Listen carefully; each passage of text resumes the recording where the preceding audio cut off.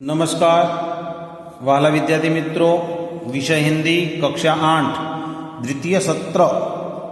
आज આપણે પાઠ 2 કચ્છ की सैर એના અભ્યાસ અને સ્વાધ્યાયની ચર્ચા કરીશું। अभ्यास प्रश्न 1, निम्नलिखित मुद्दों के संदर्भ में 4-5 वाक्य बोलिए। तो यहाँ पर जो 4 मुद्दों के संदर्भ में आपको बोलना है, लेकिन आपको लिखना है। पहला मुद्दा है मरुभूमि या रेगिस्तान। दूसरा है कच्छ के 3 बड़े शहर। तीसरा कच्छ में स्थित धार्मिक स्थल। चौथा कच्छ के ऐतिहासिक स्थल। तो इनके बारे में आपको 4-5 वाक्य लिखने हैं। प्रश्न 2 है, निम्नलिखित प्रश्नों के उत्तर दीजिए। आप अपनी पाठशाला में से किसी यात्रा पर गए हो तो उसका वर्णन अपने शब्दों में कीजिए। तो आपको अपनी तरह अपने विचार से यह प्रश्न का उत्तर लिखना है। आप अगर कोई भी स्थल पर गए हो पाठशाला से तो इनका वर्णन आपको लिखना है। दूसरा प्रश्न, आपने की हुई किसी यात्रा का वर्णन करते हुए अपने मित्र को पत्र लिखिए। तो मित्र को पत्र आपको लिखना है और उसमें वर्णन करना है। आप जो भी यात्रा के स्थल पर गए हो उनका वर्णन करते हुए अपने प्यारे मित्र को पत्र लिखना है।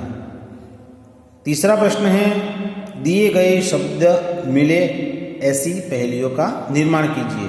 पहेलियाँ એટલે कोयड़ा, सितारा, हाथी, चिराग और पाठशाला, इनके बारे में आपको पहेलियों का निर्माण करना है।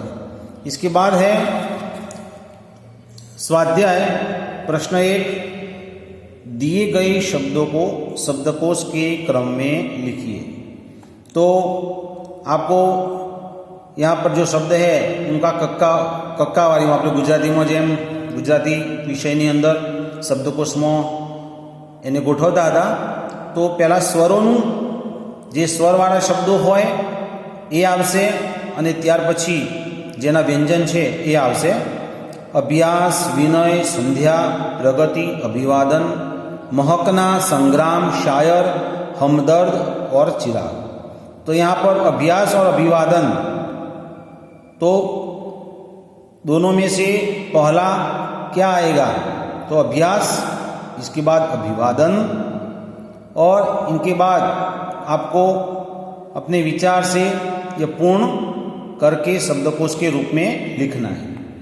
प्रश्न 2 है, इस पाठ में आए प्रशासकीय शब्दों की सूची बनाकर उनका वाक्य में प्रयोग कीजिए। जो भी प्रशासकीय शब्द है उनकी सूची बनाना और उसके बाद उनका वाक्य में प्रयोग करना है।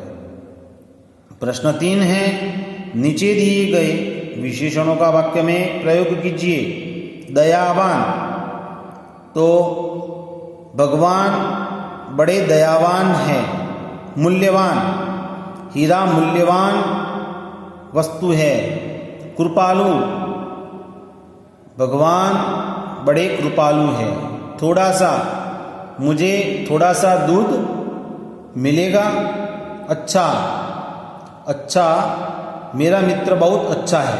सुंदर, मोर सुंदर पक्षी है।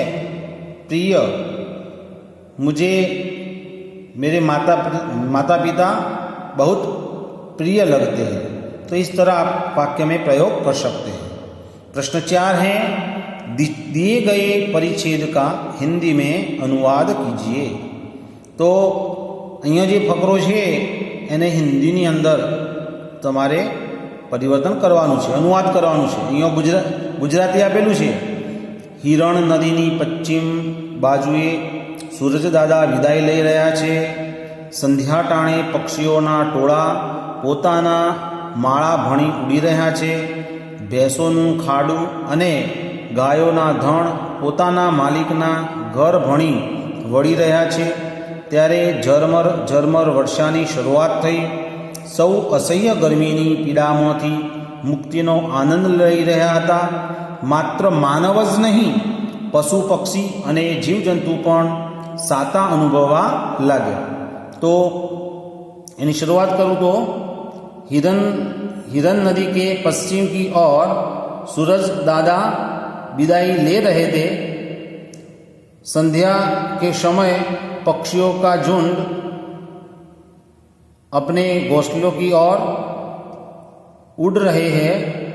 भैंसों का झुंड और गायों का झुंड अपने मालिक के घर की ओर वापस आ रहा है। तभी झरमर बारिश की शुरुआत होती है। सब असह्य गर्मी की पीड़ा की मार से मुक्त होकर आनंद ले रहे हैं। केवल मनुष्य ही नहीं, पशु पक्षी और जीव जंतु भी शांता अनुभव करने लगे। ત્યાર પછી प्रश्न 5, अपूर्ण कहानी पूर्ण कीजिए। एक गांव था, उस गांव में एक गरीब किसान रहता था। उनके 2 बेटे थे। बड़े का नाम रामू और छोटे का नाम श्यामू। और इस तरह शुरुआत यहाँ पर दी गई है। आपको कहानी पूर्ण करके उनका योग्य शीर्षक भी लिखना है। तो आज उनका अभ्यास और स्वाध्याय ये आपको सुंदर अक्षर में आपको नोटबुक में लिखना है और उनकी अच्छी तैयारी करनी है। अस्तु।